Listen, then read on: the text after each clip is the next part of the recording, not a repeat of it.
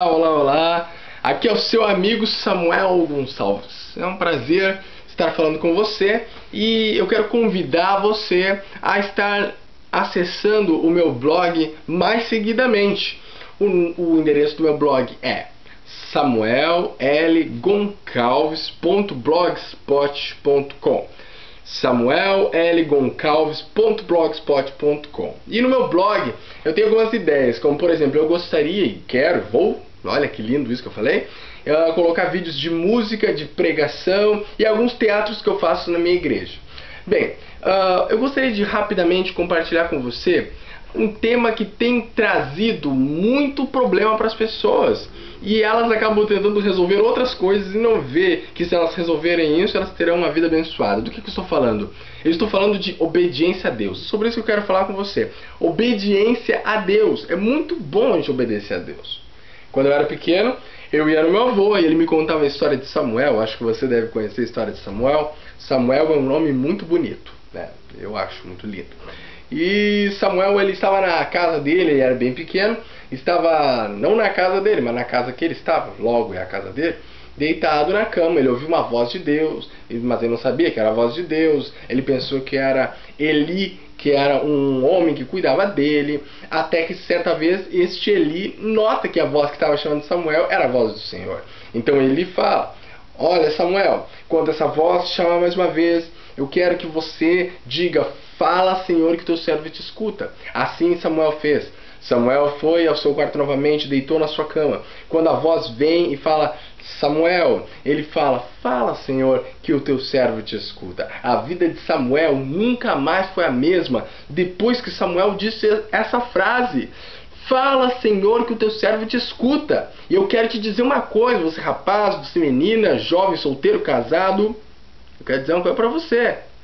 Se você ouvir a voz de Deus, a sua vida também não será mais a mesma. O problema é que nós, quando estamos muito tempo na casa de Deus, muito tempo já na igreja, muito tempo em ministério, e às vezes já até ministrando, nós paramos de ouvir a voz de Deus e começamos a ouvir a nossa experiência, a ouvir pessoas que a gente respeita e que muitas vezes, ainda que sejam de Deus, nos dão conselhos e nos incentivam a fazer coisas que não provêm de Deus. Talvez você não vá à igreja, não leia a Bíblia e pense que obedece a Deus porque não faz mal a ninguém.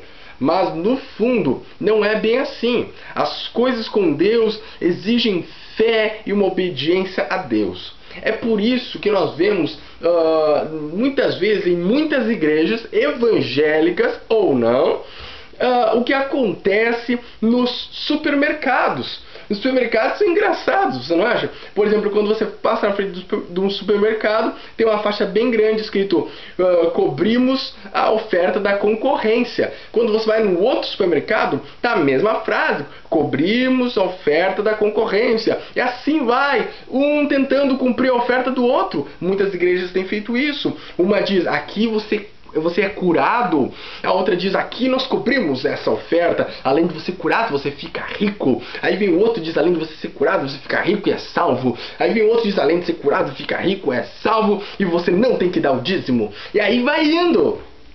E é essa a jogada do diabo. É que nós cada vez mais queremos participar de igrejas, não que nos preguem a palavra, não que nos mandem negar a nós mesmos, não, mas igrejas que na verdade estão dizendo o que a gente quer ouvir.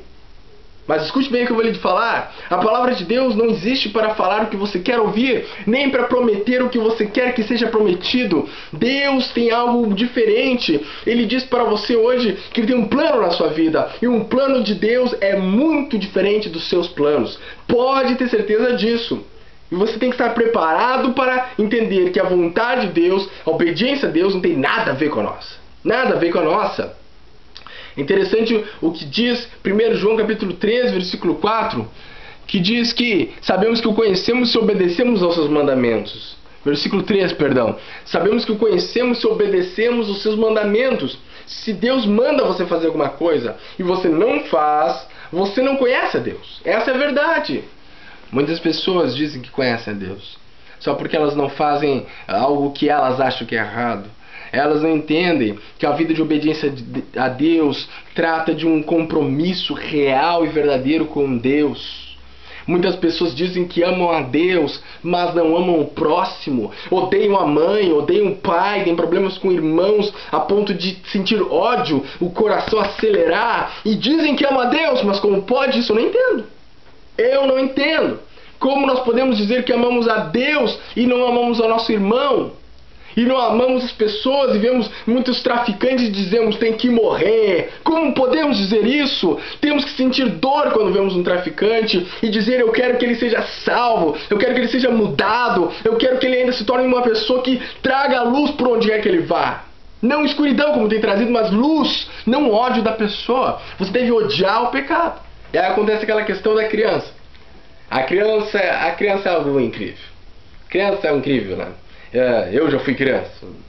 A criança é incrível porque a criança ela tem um instinto já desde pequeno de desobediência. Você diz para uma criança, não coloca o dedo na tomada. A criança diz, eu não vou colocar. Aí quando você vai lá no outro lado, quando você volta, tá lá com o dedo na tomada. Desde pequeno, essa tendência à desobediência. E nós muitas vezes ainda temos sido assim. Temos colocado o dedo na tomada. Temos colocado a mão onde Deus tem dito para a gente não colocar. Temos andado com pessoas que Deus tem dito para nós não andarmos. Talvez você seja amigo de pessoas que Deus já disse para você parar de ser. Talvez você ainda converse no MSN com pessoas que Deus já disse que está lhe fazendo mal, que está destruindo seu casamento, que está destruindo sua família, que está destruindo seu ministério. Mas você insiste porque no final de contas ela é tão simpática, ela é tão legal, mas é bem assim. Normalmente as pessoas, eu tenho notado isso, que muitas pessoas problemáticas, pessoas que não querem nada com Deus, são cativantes, são carismáticas, porque isso é a estratégia do diabo. O grande engano que nós temos tido muitas vezes é na questão da graça e libertinagem. Graça e libertinagem não são a mesma coisa. A graça de Deus é quando você tenta com todas as suas forças obedecer a Deus, e quando você então erra, Deus perdoa você, Deus derrama a sua graça. Você quer fazer o certo e não consegue, Deus te dá graça. E libertinagem é quando você nem se preocupa em fazer a vontade de Deus. E existem muitos pregadores que são libertinos, porque não estão nem aí em viver a liberdade de Deus. Querem viver a sua liberdade, uma liberdade que na verdade é uma escravidão a vícios, a pornografia e a mentiras. E eu lhe digo mais, se você não sabe disso que eu vou lhe dizer, aprenda isso e guarde isso na sua vida. E esse vídeo, repasse ele, porque essa verdade precisa ser dita.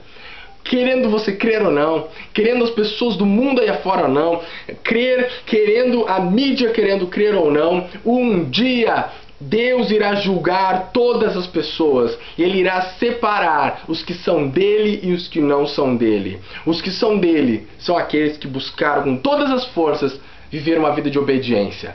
Eu espero muito que eu e você, quando Deus olhar para nós nesse juízo, Ele possa dizer, você pertence a mim. Que Deus abençoe você e a sua família em nome de Jesus.